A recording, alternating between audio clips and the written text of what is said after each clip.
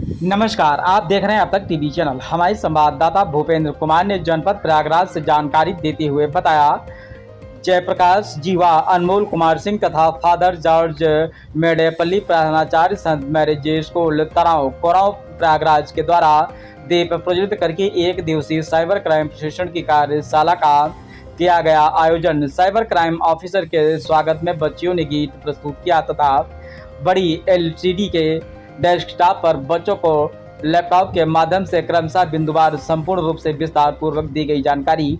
YouTube, Facebook, Instagram, home delivery, bank के खाते, Google account ID hang करने जैसी बातों को विद्यालय के समस्त टीचर्स व बच्चों को साइबर अपराध के बारे में किन किन बिंदुओं पर विशेष ध्यान देना चाहिए। साइबर क्राइम प्रयागराज के एक्सपर्ट जयप्रकाश सिंह के द्वारा समस्त प्रशिक्षु को जिसकी जानकारी दी गई।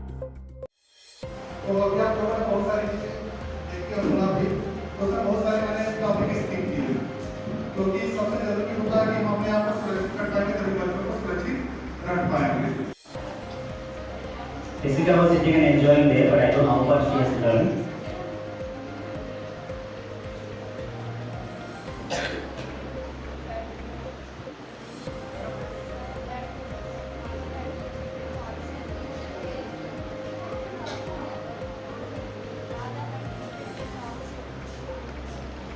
Okay, just tell me, how do you feel? How did you feel? अच्छा लगा और सर ने हम लोग को इतना सब कुछ बताया कि कैसे हम लोग को सेफ रहना चाहिए और कैसे हम लोग को इन सब चीज़ों से बचना चाहिए। एक बार तो हो गया, बट अवेयर रहना चाहिए इन सब मैसेज से, कॉल से, और बहुत अच्छा लगा। Very good, very good. Anything from the staff side? Anybody? Please, sir, go ahead and submit. Please keep silence.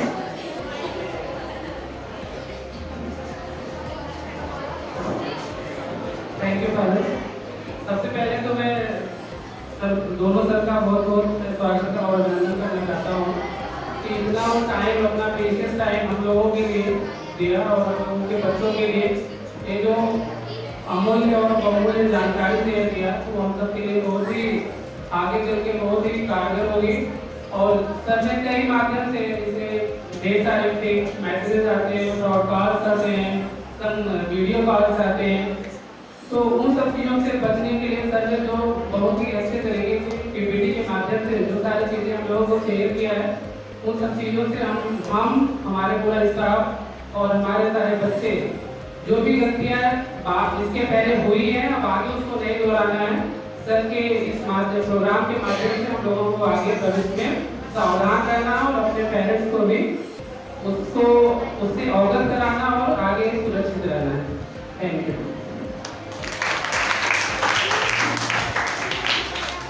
Yes. As we close up this program, please kindly stand. Please keep silent. As the guest speaker leaves, walk out from this place. क्या है कि हमको कोई Instagram से दे रहा है, कोई Telegram से दे रहा है। टेलीग्राम कितने लोग यूज करते हैं? जेमा कितने लोग हैं यहाँ पे टेलीग्राम यूज करने वाले? है ना? तो आज का टेलीग्राम से आप डाउनलोड करेंगे? और पापा के फोन में तो बिल्कुल नहीं तो पापा के पूरे पैसे चले जाएंगे। धीरे धीरे शुरुआत में अच्छा गेम देते हैं, अच्छा गेम देते और उसका बदल देते हैं और आपका पूरा का पूरा फोन हैक हो जाएगा। तो पहला स्टेप क्या किए? एक सिंपल सा प्रोग्राम डिजाइन किए, प्रोग्राम डिजाइन करके कन्विंस किए। कितने हैकरों को मेरी बात समझ में आई? आगे समझ रहे?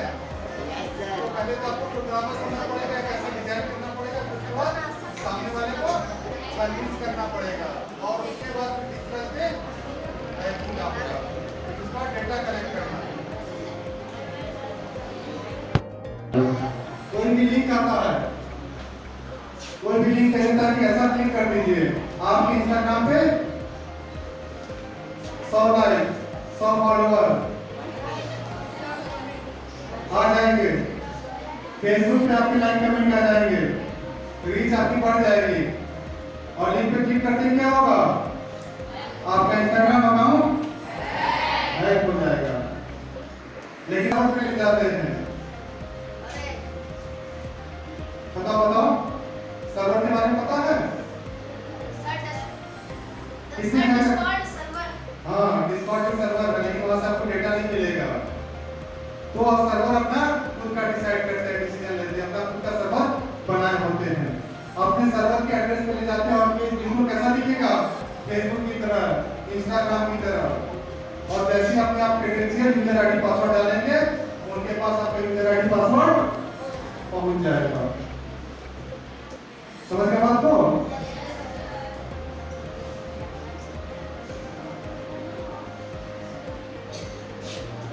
आपके किसी का फोन आ गया कि हम आपके अकाउंट में 4000 रुपीज भेज रहे हैं, लेकिन गलती से उसने 24,000 भेज दिया। बोला कि 4,000 एक लड़के को देना, उसको दे दीजिएगा, बाकी 10,000 हमको वापस कर दीजिए, 10,000 हम आपके घर पे आकर ले लेंगे। कोई दिक्कत है इस मैसेज में? क्या दिक्कत है? फोन नंबर कौन बताया? फोन नंबर जल्दी बताओ। और बताओ, वेरी गुड बेटा, ताली बजाइए के लिए। क्योंकि आपके अकाउंट में पैसे नहीं आए हैं, सिर्फ एक मैसेज आया कि आपके अकाउंट में पैसे आ गए हैं। तो हैकर ने सिंपल सा क्या किया, एक मैसेज डाल दिया बिना कुछ हैक के। तो कोई भी कहता है आपके अकाउंट में पैसे भेज दिए, तो पहले पूरा अकाउंट चेक करना है। और ये जानकारी हम जो आप लोगों को पढ़ा रहे हैं, आप किसको पढ़ाएंगे? पढ़ाएंगे ना? कैसे बैठा? आप कुर्सी पे बैठेंगे, पापा मम्मी को नीचे बैठाएंगे ना? साथ में बैठ के पढ़ाएंगे?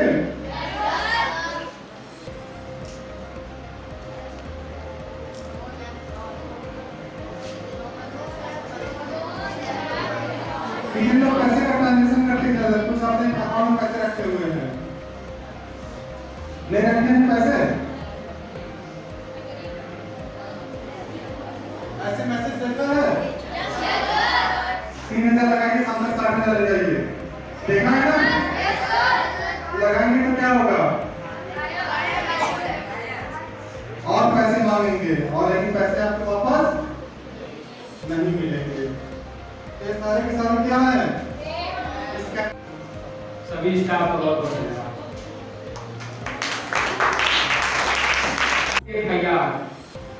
एफआईआर रजिस्टर करने के बाद एक CEIR पोर्टल होता है। CEIR पोर्टल पे आप जब रजिस्टर करेंगे तो वो फोन अपने आप ऑटोमेटिक सर्विलांस लग जाता है, आपको कहीं जाने की जरूरत नहीं है, वो ऑटोमेटिक सर्विलांस लग जाता है। इससे फायदा ये होता है कि जो हमारा फोन गुम हुआ है, अगर उसको कोई दूसरा चलाता है तो आपके पास मैसेज आएगा कि आपका फोन कोई दूसरा यूज कर रहा है, तो आप अपने नजदीकी पुलिस स्टेशन में संपर्क कर पाएंगे इसके संबंध में। ठीक है, तो कहीं दौड़ भाग करने की जरूरत आपको नहीं पड़ेगी। ठीक। और एक चीज और बताना चाहूंगा, अगर मान लो आपके पास कहीं से फोन आ जाता है पुलिस बन के या कोई बैंक वाला बन के आपको फंसाने की कोशिश करता है, तो क्या करना चाहिए?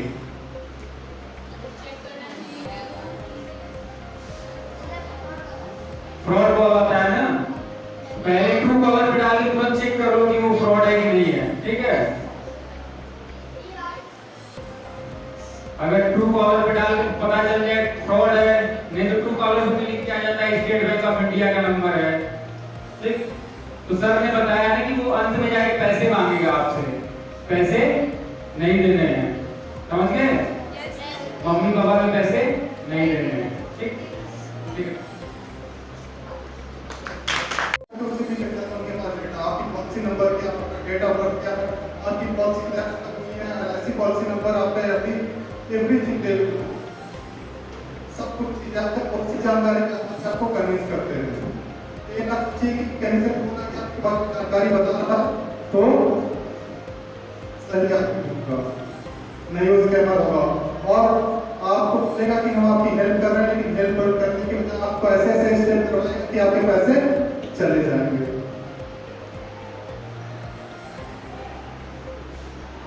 एटीएम बूथ में चाहे जहां से पैसे निकालो, चाहे वहां से निकालो, चाहे दिल्ली, मुंबई, अमेरिका कहीं भी चले जाइए,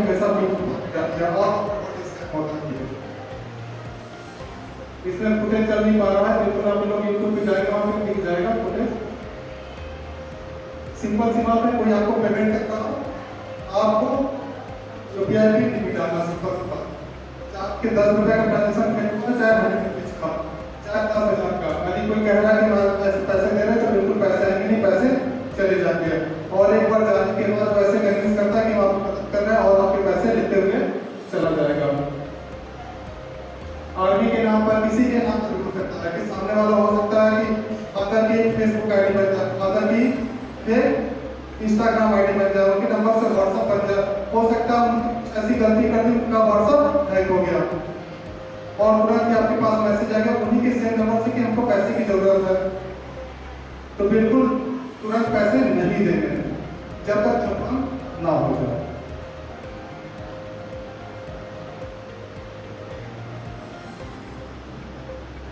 चाहे क्यूआर कोड है, कुछ भी लिख सकते हैं क्यूआर कोड पर, आगे चेक, प्रधानमंत्री चेक, स्कॉलरशिप चेक, कुछ भी लिखा जा सकता है, लेकिन स्कैन करके आपके पास से जाएंगे।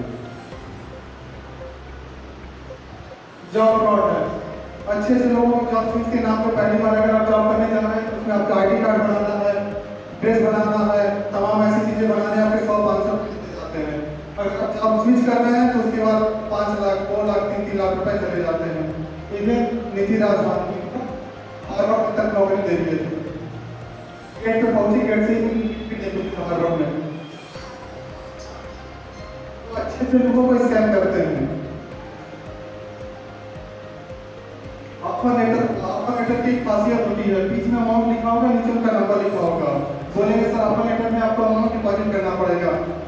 जो नीचे नंबर लिखा होगा, सर आप 1-2 दिन लेट हो रखते हैं, जल्दी से आप 10,000, 20,000, 50,000 डाल दीजिए तो आपकी सीट हम रिजर्व कर लेते हैं। लेकिन पैसे डालने वाला अमाउंट पहुंचेंगे तो पता चलेगा सारा का सारा स्कैम है। डेटा एंट्री है, कई सारे पार्ट टाइम जॉब यूट्यूब बहुत सारे आते हैं। यहाँ पे आपको बोलते हैं कि आपको name address date of birth करना होगा, जैसे टाइप करके देंगे, बोलेंगे कि आपका एक्यूरेसी बिलो 80% है और उसके बाद आपको डराना चालू कर देंगे कि आपने कंपनी यहाँ पे 2 लाख का 3 लाख का जुर्माना करी है, अगर आप अपनी सेटलमेंट करना तो 150,000 में सेटल हो जाएगा और उसके बाद वही पैसे आपसे ले लेते हैं डरा करके।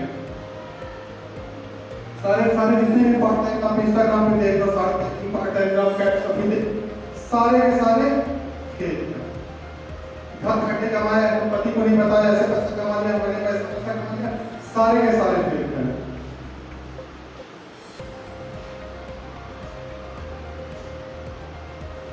और ये सबसे ज्यादा खतरनाक ये चल रहा है, इसमें 3 तरीके से क्राइम होता है। पहला ये कि आपका बेटा रेप केस में फंस गया, आपकी बिटिया ड्रग केस में गिरफ्तार हो गई, आपकी बिटिया ने किसी को फोन दे दिया था, उसने गलत काम किया लेकिन फोन आपकी बिटिया का था, इस वजह से उसको गिरफ्तार किया गया, अभी थाने पे बैठी हुई है। आपने फोन लगाएंगे, आपको पहले तो वो फोन नहीं लगाने देंगे पैसा देने के लिए। तो जितने भी पहली बात ऐसा कोई फोन आ जाता समझिए कि वो स्कैमर है, हमारा बेटा सुरक्षित, और उसी डेटा को कलेक्ट करके क्रिमिनल के पास पहुंचाते हैं, जामदार पहुंचाते हैं, मेवाड़ पहुंचाते हैं, उसी डेटा के आधार पर पुलिस करने का काम किया जाता है। सर डेटा मतलब देने का एक तरीका और है कि मैक्सिमम टाइम जो शहरों में चल रहा है कि हम फोटो कॉपी कराने जाते हैं, मुझे 1 कॉपी करानी है, वो 2 कॉपी करके एक रख लेते हैं तो उसको फिर सेल करते हैं, ऐसे भी मतलब। सर आप सोच नहीं सकते कि डेटा कहाँ से जाता है, वो कुछ छोटा सा डेटा, उनको उस डेटा से मतलब नहीं है, एम्स का डेटा हैक किया आपको न्यूज में है कि कोविड का डेटा हैक है, तो बड़े टारगेट करते हैं और चाइना से टारगेट होता है, पाकिस्तान से टारगेट होता है, बड़े डेटा को टारगेट करते हैं, उस डेटा को एक्सेप्ट करते हैं, उसको सिंप्लीफाई करते हैं, सिंप्लीफाई करने के बाद उस डेटा के बाद टारगेट करते हैं। अगर मेरे पास 75 करोड़ लोगों का डेटा है तो मैं उस डेटा से बता सकता हूँ कि कितने लोग एक परिवार के हैं।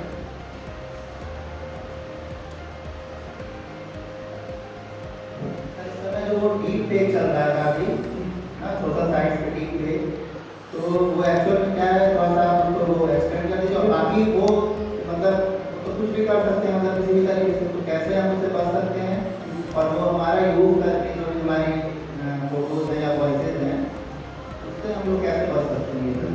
तो अभी ये बता रहा था कि 3 तरीके से होता है। पहला तो था कि आपके पास फोन आएगा, अभी मैं रात में आ रहा हूँ क्योंकि आपके पास फोन आ गया, चार लोगों से गिरफ्तार किया हो तब इस तक।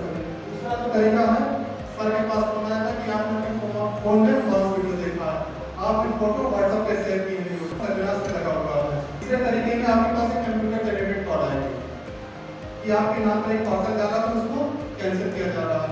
साइबर क्राइम ब्रांच से फोन आ जाएगा कि आपके क्रेडेंशियल यूज हो रहा है, तुरंत इसकी शिकायत दर्ज कराएं। जैसे ही आप कस्टमर केयर से वहाँ किसी से बात होगी, बताया जाएगा कि सर आपने कोई गलत काम नहीं किया, आपके नाम पर आपके आधार यूज करके पार्सल ईरान कंबोडिया भेजा जा रहा था। फोन कहीं से भी आ सकता है, फेडेक्स डिपार्टमेंट हो सकता है, भारतीय डाक से हो सकता है, ट्राई डिपार्टमेंट से होता है, डीओटी डिपार्टमेंट टेलीकॉम हो सकता है, सिम डिपार्टमेंट से होता है, कंपनियां सिम देती है। आपने काम लेकर गलत किया है, लेकिन अगर आपको बचना है तो तुरंत इसकी एफआईआर पुलिस को दर्ज कराएं। लेकिन उससे पहले नोट कर ले कि आपने क्या क्या गलत काम हुआ है, आपने गलत काम नहीं किया, आपके नाम पर क्या क्या हुआ, ये हुआ है, वो हुआ है, ड्रग्स भेजा गया है, किसी यूज किया गया, आधार कार्ड यूज किया गया है, सारी लिस्ट गिरा देंगे, आप उसमें पुलिस से कनेक्ट कर देंगे। जैसे ही पुलिस से कनेक्ट करेंगे, पुलिस एफआईआर लिखना चालू करेंगे, आप अपनी समस्या बताना चालू करेंगे कि ये चीज़ मिला मेरे नाम पर, तभी बैकग्राउंड से आ जाएगी, अरे आपका नाम तो 4-5 जगह और इनका नाम ह्यूमन ट्रैफिकिंग में, मनी लॉन्ड्रिंग में भी है। सर आपका नाम 4-5 जगह और मिला है, कैमरे के सामने से आप हटेंगे नहीं, कैमरे के सामने आप बने रहेंगे जब तक हम पूरी जांच नहीं करते थे। और जैसे उसने इस शब्द कहा, आप हो गए डिजिटल अरेस्ट। आपको पता नहीं चल रहा होगा कि डिजिटल अरेस्ट हो रहा है। और दूसरा अपना स्टेटमेंट दिखाइए, ये ह्यूमन ट्रैफिकिंग का पैसा आपके खाते में आया कि नहीं आया, बस दिखा दीजिए। जैसे दिखाया उसके बाद ये पैसा आपको हमारे आरबीआई के वॉलेट में ट्रांसफर करना पड़ेगा। आरबीआई के वॉलेट होता नहीं, वो अपना खाता से दिखा देंगे। जैसे 5,000, 50,000, 5,000 रुपये ट्रांसफर किया, सर आपने तो एफडी करवा रहे, सर आपने तो एसआईपी ले रखा है, सर आपके पास दूसरा खाता दूसरा दिख रहा है, उसका सारा सवाल लगाना चालू कर देंगे। तो मतलब समझ लीजिए कि कहीं से फोन आ जाता है, बिल्कुल डरिए ना, ऑनलाइन ट्रांजेक्शन करिए, तुरंत थाने को संपर्क कीजिए, कहीं बात कीजिए, लेकिन पैसे बिल्कुल।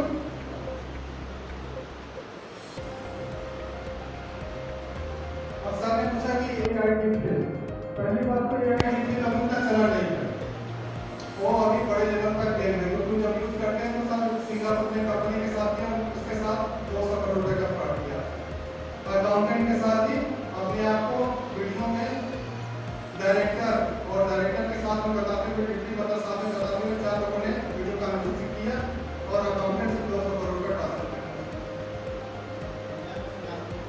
इंडिया में भी ठीक चल रहा है, ठीक में कभी ओरिजिनल नहीं, उसको इजीली आइडेंटिफाई किया जा सकता है। और सिंपल सी बात याद रखिए कि आपकी फोटो मार्क हो जाए, आपकी फोटो एडिट हो जाए, आपकी फोटो कुछ भी हो जाए, ना डरिए, ना किसी को पैसे दीजिए, तुरंत हमारे से संपर्क कीजिए, क्योंकि पैसे जाने के बाद वो वहाँ पे रुकेंगे नहीं। आपसे 10,000 लेंगे, 10,000 लेने के बाद फिर से 50,000 मांगेंगे, 50,000 का 5 लाख मांगेंगे, या फिर आप पैसा गलत उठा लेंगे कि अगले दिन आप। तो बिल्कुल डरिए नहीं, क्योंकि आप ओरिजिनल वहाँ पर नहीं है। आपकी किसी ने फोटो मांग किया, किसी ने फोटो यूज किया, कहीं यूज किया, आप वहीं कंप्लेन कीजिए, क्योंकि उसमें बहुत सारी चीजें होती है, वारंट होता है, एड्रेस पर होता है, कहाँ पे मिला, हम उस कंपनियों को इमेल करते ताकि उस जगह से हम बंद करवा सकें, वहाँ पर रुकवा सकें। तो कहीं भी कुछ भी हो जाता है तो बिल्कुल डरना।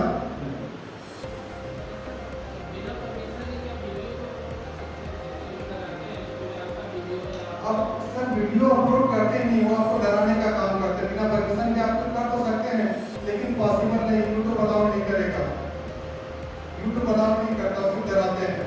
अगर अपलोड हो जाता है तो आप आइए हमारे पास, हम तुरंत उसको बंद करवा देंगे, लेकिन जिस यूट्यूबर से आपकी बात करवाते हैं उसको पैसा देने से आपकी समस्या का समाधान नहीं, वो आपसे पैसा मांगेगा, पैसे मांगने के बाद और भी पैसा मांगेगा। But by staying informed and vigilant, we can protect ourselves and our communities. Thank you, sir, for your valuable insights. Please have a huge round of applause.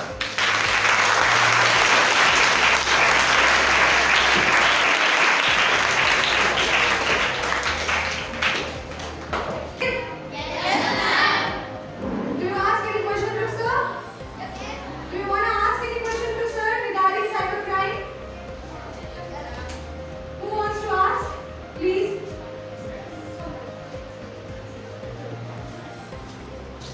Yes, please come forward.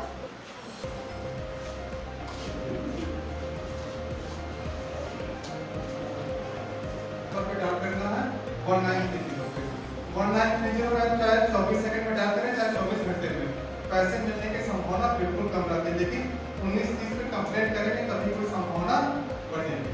उसके बाद वहाँ पे complaint dial करने के बाद पैसे hold हो जाते हैं। अगर वहाँ पे भी होल्ड नहीं होते तो आप एप्लीकेशन देंगे, आपके एप्लीकेशन पे FIR लिखी जाएगी, लंबा प्रोसेस होता है, लंबा प्रोसेस से होकर गुजरना पड़ेगा। उससे ज़्यादा बेटर है कि हम अवेयर रहें, इतना सारे झंझट हमको बिल्कुल ना करना पड़े। टोटल रिपोर्टिंग होती है कि बस 0.5%? कुछ भी रिफंडिंग हो सकती है, लेकिन एक बहुत लंबा प्रोसेस होता है कि जो नंबर होता है, कैसे टेस्टिबिलिटी होती है, वो बहुत सारे हैकर जो होते हैं बहुत चालाक होते हैं। तो इस वजह से अगर हम थोड़ी सी सेफ्टी में अपने सिक्योरिटी पे ध्यान देंगे तो हमारे साथ ये कंडीशन हमको बिल्कुल नहीं देखनी पड़ेगी। Thank you sir.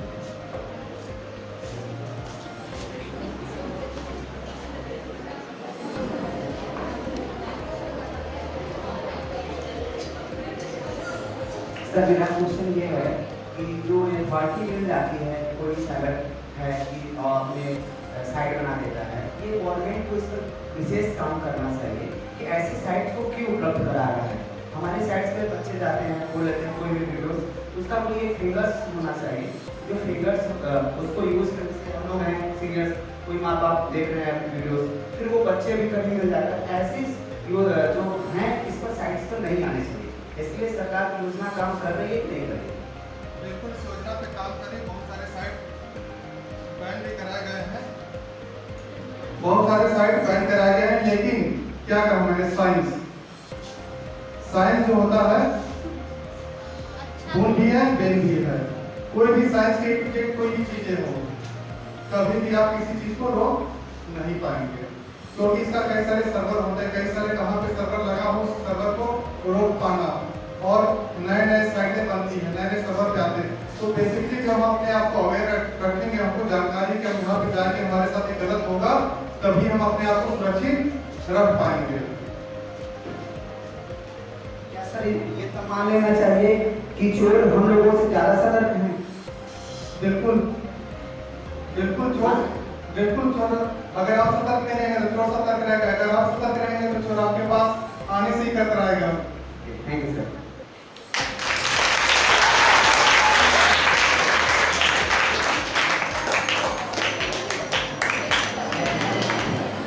एक क्वेश्चन था कि जो हम या कोई VPN का यूज़ करते हैं, तो जब VPN का यूज़ करते हैं तो उसकी भी इंफॉर्मेशन किसी भी लेवल पे गवर्नमेंट को या फिर साइबर ऑफिस को या फिर साइबर लेवल पे होती है कि नहीं होती? आप यूज करेंगे, जब आप क्राइम करेंगे तो उसकी डिटेल आ जाएगी। कोई भी VPN में सारे के सारे इंटरनेट पे चलते हैं, सारे डिजिटल फुटप्रिंट होते हैं, सारे डिटेल मिल जाते हैं VPN से VPN से भी। तो उसका रिकॉर्ड रहता है। और VPN का सबसे बड़ा ड्रॉबैक ये है कि लोग सोचते हैं कि हम VPN का यूज करेंगे तो हम पकड़े नहीं जाएंगे, लेकिन VPN का जैसे आप यूज करना चालू करते हैं, आपकी क्रेडेंशियल कंप्रोमाइज होना चालू हो जाते हैं। जो भी आप चीजें यूज कर रहे हैं VPN के थ्रू, हर एक चीज आपकी यूजर आईडी पासवर्ड सारे के सारे बीच में सर्वर के माध्यम से होके जाता है, सारा का सारा एक्सेसिबल होता है।